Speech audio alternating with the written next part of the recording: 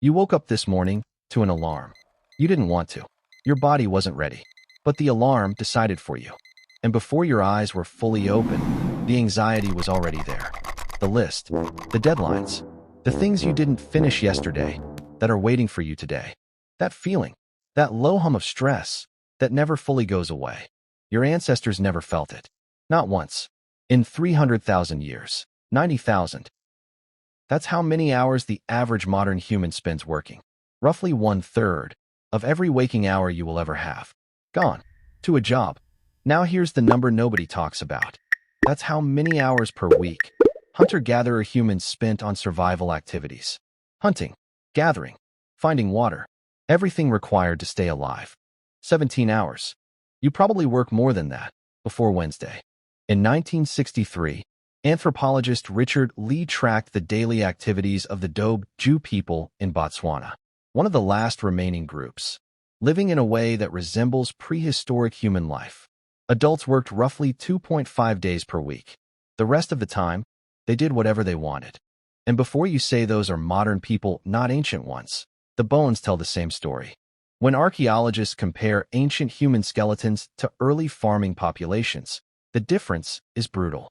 Ancient humans were taller, stronger, healthier teeth, less joint damage, less spinal arthritis. Their bodies were not broken down by doing the same motion 10,000 times a day.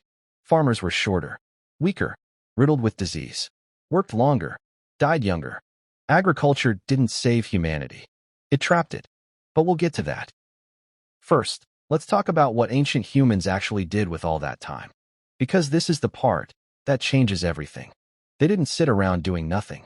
They did exactly what humans do when nobody is forcing them to be productive. They made things.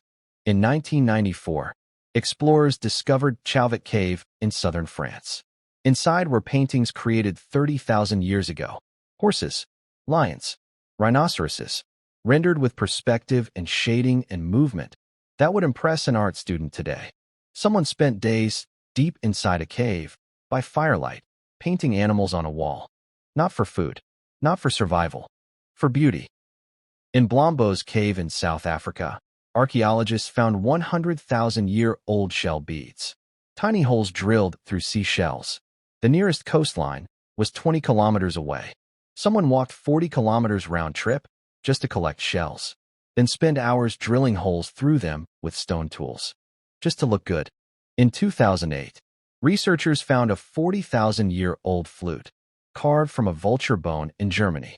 5 finger holes, perfectly spaced.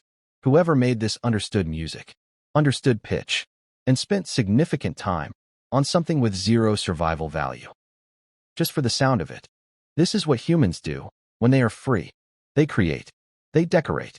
They make things beautiful. They make music. They make art. They make each other laugh. Now let's reconstruct a day. You wake up when your body is ready. No alarm. The fire from last night is still going. Someone adds wood. You eat leftover meat from yesterday. Maybe some berries. Breakfast is slow and social.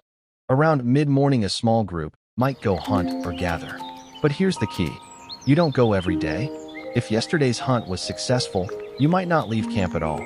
You might spend the morning sharpening a spear, weaving something, working on a tool, not because someone told you to, but because being skilled earns respect. Because making things well feels good.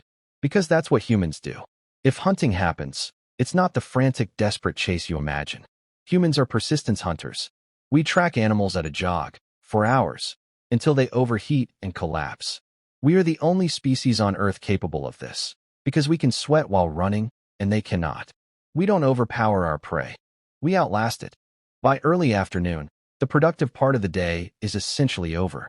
Then comes the part modern humans find hardest to understand. Nothing. Not anxious nothing. Not guilty nothing. Not scrolling through a phone to avoid feeling the nothing. Just nothing. People rest in the shade. They talk. They play with children. They groom each other. They nap, without an alarm waiting to punish them for it.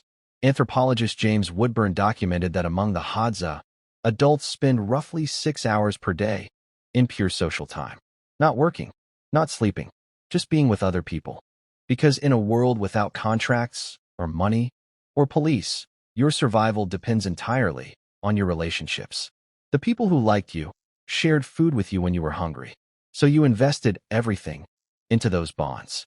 Not because it was productive, because it was the whole point. Then the sun sets. And this is where it gets remarkable. In 2014, anthropologist Polly Wiesner analyzed hundreds of hours of recorded conversations from the Jew people. During the day, conversations were practical. Who saw tracks where? Which plants were ready? Who wasn't sharing fairly?